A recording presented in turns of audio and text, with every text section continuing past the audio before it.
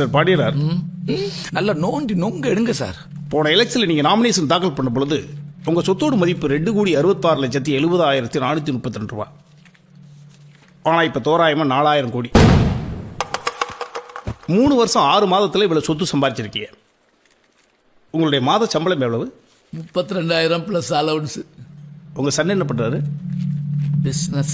என்ன பிசினஸ்? விளக்கெண்ணெய் வியாபாரம். 3 வருஷம் 6 மாதத்துக்கு முன்னால உங்க குடும்பத்துக்கு என்ன பிசினஸ் இருந்தது? பேக்கரி. பேக்கரி பாத்துக்கிறாரா? அந்த பக்கமே போனதில்ல. Narayana school, Narayana college, Narayana hospital, Narayana mall, Narayana அடுக்குமாடி குடியிருப்பு, நாராயண கெமிக்கல் ஃபேக்டரி, நாராயண கல்யாண மண்டபம், நாராயண தியேட்டர்ஸ், நாராயணா. இதெல்லாம் 3 வருஷம் 6 மாதத்துல வந்திருக்கு. கோயில்பட்டி பக்கத்தில் உங்க மனைவி வேலம்மாள் பேர்ல 400 ஏக்கர் நிலம். எப்படி? எனக்கே இப்பதான் தெரியுது.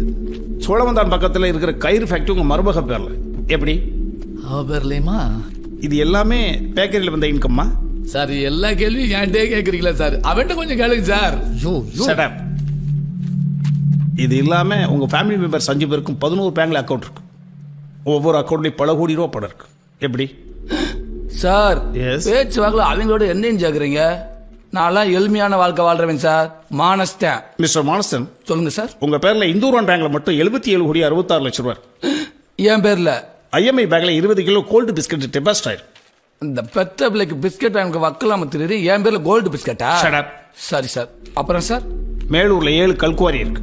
என் பேர்ல. போன வருஷம் நீ ஐடி மட்டும் 2,68,00,000 ரூபாய் கட்டியிருக்கீங்க. நானு துபாயில கடல் கடியில 7 பங்களா இருக்கு. எனக்கா?